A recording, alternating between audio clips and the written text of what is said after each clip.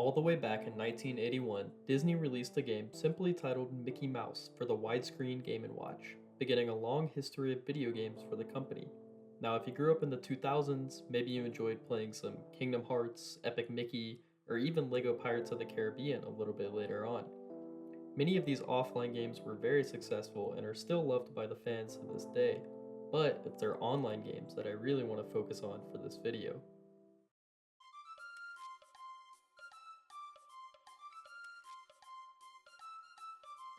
Around the turn of the century, Disney decided to step into the world of MMOs and began development on Toontown Online. Officially released in 2003, the game operated on a subscription-based service like many other MMOs and was met with success throughout the 2000s. Though the player count is supposedly classified info, it has been reported that there were usually thousands of players online, and the registered player count was almost certainly in the millions. In Toontown, the player got to choose an animal character known as a toon, and was tasked with defeating robots known as cogs. Players had to train gags, including pies, squirt bottles, falling anvils, and more, all of which were used to defeat the cogs. It was a really goofy and fun game that had, honestly, a lot of progression and content. You could probably play actively for months and still not max out your toon. Unfortunately, much like many other MMOs of the 2000s and early 2010s, disaster was imminent. Almost signaling the end of the video game's life, Mickey's Toontown Fair at Walt Disney World closed in February of 2011 to make room for the new Fantasyland expansion. With a dwindling player count, lack of updates, and a reported increase in hackers, Toontown was not looking good during this time. Add onto this an unsustainable subscription-based service simply not bringing in enough money, and it's pretty easy to see why Disney would no longer support the game. After over 10 years of operation, Disney's Toontown Online was shut down on September 19, 2013, making it the first victim we are going to discuss today. Not too long after the release of Toontown Online, Disney decided to open another MMO known as Virtual Magic Kingdom in 2005. This was a part of the Happiest Celebration on Earth campaign to promote Disneyland's 50th anniversary. Honestly, I had never even heard of this game before researching for this video, but it seems like it was pretty much just Disney's answer to Habbo Hotel. You could explore virtual versions of the Magic Kingdom areas, such as Main Street USA, Adventureland, Frontierland, and more. There was also some integration of real-life rewards you could get related to the game for visiting Disneyland or Walt Disney World parks in person. Due to the target audience being children, the game was actually patrolled by paid staff to look out for inappropriate language, harassment, etc. To keep the game monitored at all times, the servers would actually only be running from 10 a.m. to 1 a.m. Eastern Standard Time. Though the game was never meant to be a long-term venture, Disney kept it operational for a few years due to player demand. Interestingly enough, Roger Holzberg, the person overseeing this project, claimed that the game was actually taking away too much activity from Toontown and other Disney online services. So, on May 21, 2008, Disney's Virtual Magic Kingdom would be shut down for good. During all of this, Disney was dealing with yet another MMO. In 2007, Pirates of the Caribbean Online would go through 2 beta tests and ultimately release on October 31, 2007. Wildly different from the bright, goofy atmosphere of Toontown, Pirates let players fight the undead with swords and guns, have ship battles, and more.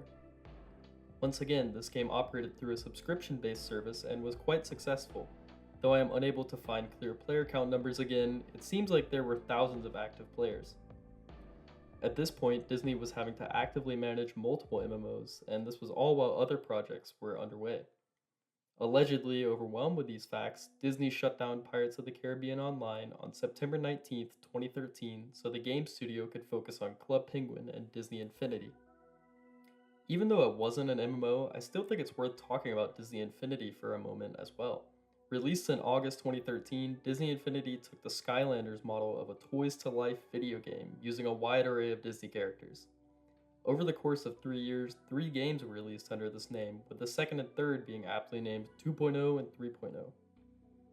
Though much work was put into this franchise, and it was loved by many, the profit margins of the toys were apparently extremely risky, and Disney no longer wanted to deal with this risk.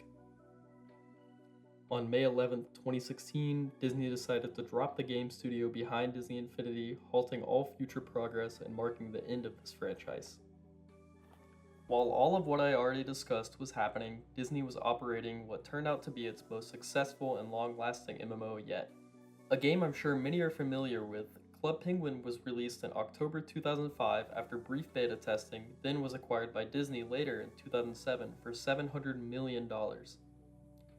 Club Penguin was largely free to play, though it did have a membership system for unlimited access to everything the game had to offer. Many activities were available to the players in the Antarctic-themed world. Perhaps most importantly though, the game was a largely social experience, where players could make friends, dress their penguins up, decorate their igloos, and more. It is reported that over 330 million accounts were made, and the servers would peak at many thousands of concurrent players. Despite all the success, most players apparently opted to not purchase the membership service. With the player count drastically decreasing from its peak in the early 2010s, the game was being updated less, and Disney was concerned about the lack of revenue coming in. It's hard to say in what order these things happened, but I would like to think they all influenced each other and led Club Penguin into basically a downward spiral.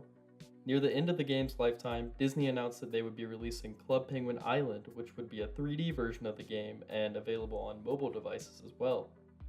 Club Penguin officially shut down on March 30th, 2017, with Club Penguin Island being released one day prior. Unfortunately, this game was not the perfect money-making solution Disney had hoped for, and Club Penguin Island also shut down the very next year on December 20th, 2018 after intense backlash from the community and a lack of players. Now, to me, there's an unfortunate pattern here. Of course, Disney wanted to continue making money from these games, and they had no reason to continue putting effort into projects that were dying anyway. Still, I can't help but think that there was another solution. On at least 2 occasions, these MMOs were shut down with the explicit intent of focusing development on another game. Then, these other games were thrown to the side shortly after. Maybe if Disney had put a bit more care into these games from the beginning, they could have continued to operate. I mean, it's not like everybody decided to hate these games. Toontown, Club Penguin, Pirates Online, and even Virtual Magic Kingdom still have thriving player bases to this day through fan-made revival projects. It's a sad story that can be found attached to so many MMOs from this time period. The company behind the game decides that not enough money is being made, updates slow down, player counts dwindle, and the cycle continues until there's nothing left. Many of these games will eventually be forgotten to time, as these revival projects will do little to bring in new players. Still, they're a testament to how powerful nostalgia can be, and it's nice to know that fans can still enjoy these worlds so many years later. Thanks for watching. If you enjoyed, please leave a like on this video and consider subscribing. I promise there's a lot more content to come soon.